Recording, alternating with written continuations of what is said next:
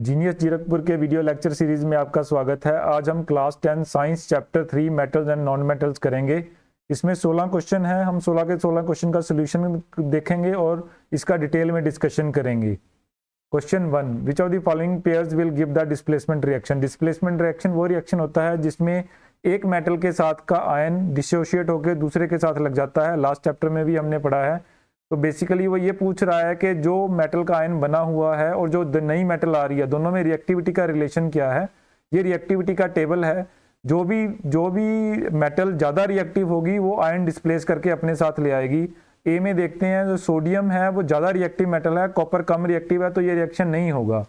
Same way magnesium जो है वो ज़्यादा रिएक्टिव मेटल है, एल्यूमिनियम कम रिएक्टिव। आप रिएक्टिव टेबल से देख सकते हैं।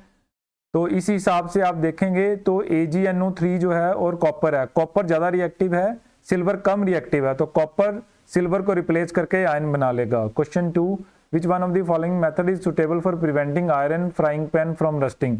लास्ट चैप्टर में भी हमने देखा था, जब भी हमने रस्टिंग प्रिवेंट करनी है, हमने मेटल का कॉन्टैक्ट ऑक्सीजन और मॉइस्चर से हटा देना है। तो उसको हटाने के लिए आप क्या कर सकते हैं, आप पेंट कर सकते हैं, आप ग्रीस लगा सकते हैं। जिंक खुद करोड नहीं करता है। अगर किसी भी मेटल के ऊपर जिंक का कोटिंग हो जाएगा तो जिंक ऑक्सीजन और वाटर की सप्लाई बेस मेटल पे हटा देगा। तो ये तीनों ही मेथड है जिससे आप रस्टिंग को प्रिवेंट कर सकते हैं। रस्टिंग प्रिवेंट करना मतलब ऑक्सीजन की एंट्री बैन करनी है और मॉइस्चर की एंट्री बैन करनी है। Question 3, an element reacts with oxygen to give a compound with a high melting point. तो मेल्टिंग पॉइंट बहुत हाई है। This is a compound soluble in water. हमें पता है पानी में कौन सी चीज सॉल्युबल है, कैल्शियम के जो कंपाउंड है वो पानी में सॉल्युबल है। तो ये कैल्शियम कार्बोनेट की बात कर रहा है, तो ये कैल्शियम है, कैल्शियम का कंपाउंड है। कैल्शियम का कंपाउंड पानी में डिसॉल्व हो जाता है। Question 4, food cans are coated with tin not with the zinc because. क्या कारण है कि टिन कोट किया जाता है, जिंक कोट नहीं किया जाता है। Zinc is more reactive than tin. तो जिंक रिएक्टिव है तो उसकी रिएक्टिविटी हो सकती है, लेकिन टिन की रिएक्टिविटी कम है, तो फूड मटेरियल से रिएक्ट नहीं करेगा। रिएक्टिविटी टेबल में आप चेक कर सकते हैं कि जिंक की रिएक्टिविटी ज़्यादा है और टिन की कम है, तो टिन की कोटिंग होगी तो वो स्टेबल रहेगी। Question 5, you are given a hammer, battery, bulbs, wires and a switch. How could you use them to distinguish between sample of metals. तो मेटल जितनी भी होती हैं वो सोनरस होती हैं। सोनरस मतलब उनमें साउंड आती है, लार्ज साउंड आती है, तो आप वो यूज कर सकते हैं। Metals can be beaten with the sheet which makes strike with the hammer, but in case of a non-metal hammer become a powder, तो वो पाउडर बन जाएगी। तो ये भी एक प्रॉपर्टी है। When metals connected into the circuit using battery, bulb, wire, switch, current pass through the circuit and bulb glows in the non-metal, no current will pass through it. Mostly जो metals होते हैं वो conductive होते हैं, mostly non metal जो होते हैं वो नॉन कंडक्टिव होते हैं, कुछ कुछ नॉन मेटल्स भी कंडक्टिव हैं। तीसरा, hammer is reliable method to use. No non-metal can be spread into sheet because no non-metal in the form of graphite is conductor of electricity. कुछ मेटल कंडक्टिव भी हैं, तो हैमर से अगर आप बीट करोगे तो इस प्रॉपर्टी को मेलिएबिलिटी बोला जाता है। तो मेलिएबल होती हैं मेटल्स, बाकी चीज़ें नॉन मेटल्स लगभग कोई भी मेलिएबल नहीं होती है। Question 6, what is amphoteric oxides, give two examples. तो हमने क्या करना है, is a compound that react as a either acid और बेस। तो दोनों तरह से एम्फी का मतलब होता है दोनों चीजें हैं उसमें, तो वो एसिड की तरह भी बिहेव करता है, बेस की तरह भी बिहेव करता है। तो एल्यूमिनियम ऑक्साइड और जिंक ऑक्साइड इसके एग्जाम्पल हैं। Question 7, name 2 metals which will displace hydrogen from dilute acid and 2 metal which will not. तो जो मेटल्स ज़्यादा रिएक्टिव होंगे वो डिस्प्लेस कर देंगे। आयरन और aluminium will displace hydrogen in the dilute acid, लेकिन मर्करी और copper can not displace hydrogen from the diluted acid, they are less reactive. Reactivity table से आप चेक कर सकते हैं। Question 8, in electrolyte refining of metals what would take as anode the cathode and the electrolyte. अब देखिए, आपने metal refine करनी है, सबसे पहले हमें ये समझना पड़ेगा कि जो मेटल का आयन होता है उस पर चार्ज कौन सा आता है। मेटल्स की टेंडेंसी रहती है इलेक्ट्रॉन डोन करने की। जब भी वो इलेक्ट्रॉन डोन करेगा तो उस पर पॉजिटिव चार्ज आएगा। आप एक बार देख सकते हैं, ये मैंने टेबल सप्लाई किया नीचे। Copper, iron, silver, lead, mercury, इन सब के ऊपर पॉजिटिव चार्ज आ रहा है। जब भी किसी आयन के ऊपर पॉजिटिव चार्ज आएगा तो वो कहाँ जाएगा, वो नेगेटिव चार्ज पे जाएगा। तो नेगेटिव चार्ज कहाँ पे है, कैथोड पे। तो इम्प्योर मेटल को हम एनोड बनाएंगे, पॉजिटिव चार्ज, और प्योर मेटल को हम कैथोड बनाएंगे तो इम्प्योर से प्योर मेटल चला जाएगा। एक बार आंसर देख लेते हैं। एनोड इम्प्योर रहेगा क्योंकि ये पॉजिटिव चार्ज है, कैथोड प्योर मेटल है, जैसे ही इलेक्ट्रोलाइट में जाएगा तो वो कैथोड के ऊपर डिपॉजिट होता चला जाएगा। तो मेटल साल्ट जो है वो इलेक्ट्रोलाइट हो जाएगा। जितने भी मेटल्स हाई प्योरिटी में आते हैं सबके सब इसी प्रोसेस से रिफाइन किए जाते हैं। कॉपर खास करके इसी प्रोसेस से, कॉपर एल्यूमिनियम सब इसी प्रोसेस से रिफाइन किए जाते हैं। जब भी आपको हाई प्योरिटी चाहिए तो ये वाला प्रोसेस यूज किया जाता है। Question 9, he took sulfur powder on a spatula and heated it. He collected the gas evolved by inverting the test tube over it as shown in figure. तो उसने क्या किया, एक स्पैचुला के ऊपर सल्फर का पाउडर लिया है और नीचे बर्नर करके आग लगाई है। What will be the action of gas on it? Dry litmus, moist litmus. आप ये ध्यान रखना है, लास्ट चैप्टर में भी हमने ये डिस्कस किया था, जब कभी पानी में हाइड्रोजन या OH का आयन आएगा तभी वो एसिडिटी या बेसिसिटी दिखाएगा, अदरवाइज नहीं दिखाएगा। तो अगर ड्राई लिटमस रहेगा तो कोई एक्शन नहीं होगा। Dry litmus paper no action, क्योंकि H और OH आयन एक्टिवेटेड नहीं है। मॉइस्ट में ये रेड हो जाएगा क्योंकि वो H आयन दे रहा है, तो एसिडिटी दिखा रहा है। Right the balanced chemical equation, balanced chemical equation लिखनी है तो S+O2 सल्फर डाइऑक्साइड हो जाएगा प्लस हाइड्रोजन H2SO3 हो जाएगा। Question 10, state 2 ways to prevent rusting from iron, पहले डिस्कस कर लिया है। पेंट कर दीजिए, ऑयल कर दीजिए, नाइट्रोजन इन्वायरमेंट में रख दीजिए। अगर आयरन है, कुछ महंगी जो आयरन की चीजें होती हैं उनको नाइट्रोजन इन्वायरमेंट में भी रखा जाता है। Question 11, what types of oxide are formed when non metals combines with oxygen, तो किस तरह के when non metals react with oxygen they form acidic oxide और न्यूट्रल ऑक्साइड। तो give reasons. Platinum gold are used to make jewellery, malleable होते हैं, बहुत shiny होते हैं दोनों, because they are non reactive, किसी से रिएक्ट नहीं करते, अपनी नॉर्मल टेंडेंसी है वैसी रहते हैं, शाइनी रहते हैं। Sodium potassium are stored in oil, हमने पिछले चैप्टर में भी डिस्कस किया था। सोडियम पोटाशियम बहुत रिएक्टिव रहते हैं, पानी के कॉन्टैक्ट आते ही इनको आग लग जाती है। लिथियम भी सेम है। तो sodium potassium lithium react vigorously when they catch fire if they kept in open, hence to protect them to prevent accidental fires they are kept immersed in kerosene oil, kerosene oil के साथ ये react नहीं करते हैं। C part a highly reactive metal, aluminium is a highly reactive metal that is used to make utensils for cooking.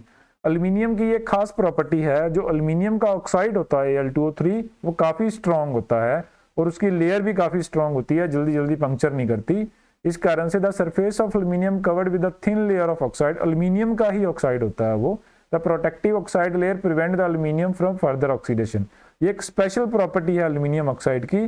बाकी metals में लगभग ये प्रॉपर्टी एब्सेंट होती है। बाकियों के जो ऑक्साइड होते हैं, कॉपर का, आयरन का, वो सब काफी फर्जाइल होते हैं और पाउडरी नेचर के होते हैं, लेकिन ये लेयर्ड नेचर का होता है और काफी स्ट्रॉन्ग होता है। डी पार्ट देखते हैं। Carbonate and sulphides ores are usually converted into oxide during the process of extraction. Carbonate और सल्फाइड ओर्स में से मेटल निकालना थोड़ा मुश्किल है, लेकिन ऑक्साइड को क्रैक करना थोड़ा आसान होता है। कार्बन की प्रेजेंस में हीट करते हैं तो ऑक्साइड कार्बन डाइऑक्साइड बनकर निकल जाता है। तो it is easier to reduce oxide into metal. तो कार्बन में ऐड करके हम उसको हीट अप, विगरसली हीट कर देते हैं, तो जो ऑक्सीजन होती है कार्बन के साथ मिलकर कार्बन डाइऑक्साइड बना के निकल जाती है, हमें नीचे प्योर मेटल मिल जाता है। तो बहुत सारे ओर्स, मेटल्स के ओर्स जो सल्फाइड और कार्बोनेट्स में पाए जाते हैं, तो उनको पहले ऑक्साइड में कन्वर्ट कर लिया जाता है। ऑक्साइड में कन्वर्ट करके आप इनको कार्बन के साथ रिड्यूस कर सकते हो मोस्टली, क्योंकि कार्बन अबंडेंटली अवेलेबल है। Question 13, you must have seen tarnished copper vessels being cleaned with lemon, तो ये इसके ऊपर कॉपर की लेयर, ऑक्साइड की लेयर आ गई है with lemon and turmeric juice, explain why sour substances are effective in cleaning the vessels. तो इसमें क्या है, copper reacts with the moist carbon dioxide in air to form copper carbonate, तो rusting हो गई है मोटा मोटा।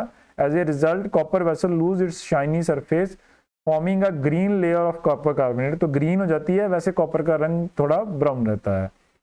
Since copper carbonate dissolve in mild acid, तो आप कोई भी एसिड डालेंगे तो कॉपर कार्बोनेट उसमें डिजोल्व हो जाता है, इस कारण से वो साफ हो जाता है। तो कॉपर वेसल्स आर क्लीन, तो इस प्रोसेस से कॉपर वेसल को क्लीन कर देते हैं हम। एसिड, लाइट माइल्ड एसिड में, किसी भी माइल्ड एसिड में आप उसको डाल सकते हैं। लेमन में भी सिट्रिक एसिड होता है। Question 14, differentiate between metals and non metals on the basis of their chemical properties. एक प्रॉपर्टी तो मैंने पहले ही डिस्कस किया, मेटल्स की टेंडेंसी रहती है कि वो इलेक्ट्रॉन लूज करें, नॉन मेटल की टेंडेंसी रहती है कि वो इलेक्ट्रॉन गेन करें। ठीक है। बाकी देखते हैं, मेटल ऑक्साइड्स आर बेसिक, ये बेसिक नेचर के होते हैं। नॉन मेटल्स का फर्स्ट पॉइंट है ऑक्साइड मेटल्स आर एसिडिक, ये एसिडिक नेचर के होते हैं। Second point, metal react with water to produce metal hydroxide और हाइड्रोजन गैस। लेकिन जो नॉन मेटल्स होती हैं, generally non metals do not react with water, water से रिएक्ट नहीं करती हैं। मेटल्स थर्ड पॉइंट है, metals react with acids and produce metal salts and hydrogen. तो नॉन मेटल्स में generally non metals do not react with acid. तो पानी और उसके साथ, ये पानी के साथ और मेटल पानी के साथ रिएक्ट करती है, लेकिन नॉन मेटल पानी के साथ रिएक्ट नहीं करती है। और मेटल भी एसिड्स के साथ रिएक्ट करते हैं, लेकिन नॉन मेटल एसिड्स के साथ रिएक्ट नहीं करते हैं। Question 15, a man went door to door posing as a goldsmith. Goldsmith मतलब ज्वेलर की बात हो रही है। He promise to bring back the glitter of old and dull gold ornaments. पुराने जो घर में पड़े हुए ऑर्नामेंट्स होते हैं उनकी शाइन चली जाती है, तो वो शाइन वापस लाने के लिए बोल रहा है। अनसस्पेक्टेड lady gave a set of gold bangles to him and dipped the particular solution. A bangle sprinkled like a new, their weight was reduced drastically. लेकिन उसका वेट कम हो गया है, लेकिन शाइन आ गया। The lady was upset, but after a futile argument, the man beat a hasty retreat. Can you play the detective to find the nature of the solution he used? उसने कुछ ऐसा solution use किया है जिससे outer layer जो gold की है वो मिक्स हो गई है सोल्यूशन में, और नीचे वाली लेयर ऊपर आ गई है। तो इस सोल्यूशन को the man has used the solution of aqua Riga, a mixture of nitric acid and hydrochloric acid. दोनों एसिड हैं। हमने लास्ट पॉइंट में भी देखा, जो एसिड है वो मेटल के साथ मेटल्स जो एसिड के साथ रिएक्ट करती हैं, सेम चीज यहाँ पे यूज कर रहा है। तो उन्होंने उसने 1:3 ये एक स्पेशल प्रॉपर्टी है जिसमें ये डिजोल्व हो जाता है। On dipping the gold jewellery in the acid solution the outer layer of gold dissolve, बाहर वाली गोल्ड की लेयर डिजोल्व हो गई है, जिसके कारण उसका वेट कम हो गया है। And inner shiny layer appear, तो अंदर वाली शाइनी लेयर अपीयर हो गया। This cause a loss in weight, इसके कारण वेट का लॉस हो गया है। Question 16, give reasons why copper is used to make hot water tanks not steel and iron alloy. तो steel and iron alloy react with hot water. The chemical reaction is 3Fe4H2O F3O4 plus hydrogen gas. तो ये इसको more better way of doing it, steel की जगह अगर iron use किया होता तो ज्यादा बेटर रहता। स्टील के काफी कंपाउंड्स जो हैं वो काफी स्टेबल रहते हैं, वो किसी चीज के साथ रिएक्ट नहीं करते हैं। लेकिन अगर प्योर आयरन की बात करें तो ये इक्वेशन ठीक है। But copper does not react, copper react नहीं करता है। कॉपर पानी के साथ कोई रिएक्शन नहीं शो करता है। तो इस कारण से जो कॉपर के वेसल्स हैं उनको गर्म पानी में रखने से भी कोई प्रॉब्लम नहीं होगी। स्टील में this is prone to rusting, या आयरन बोलेंगे तो ज्यादा बेटर रहेगा। Iron is more prone to rusting. चलिए, class 10 science chapter 3 metals and non metals के हमने 16 के 16 क्वेश्चन कर दिए हैं। हमने काफ़ी डिटेल में समझाने की कोशिश की है। अगर फिर भी आपका कोई क्वेश्चन है तो आप हमें कमेंट सेक्शन में लिख सकते हैं, हम उसका जल्दी से जल्दी जवाब देने की कोशिश करेंगे। आपका वीडियो देखने के लिए बहुत बहुत धन्यवाद।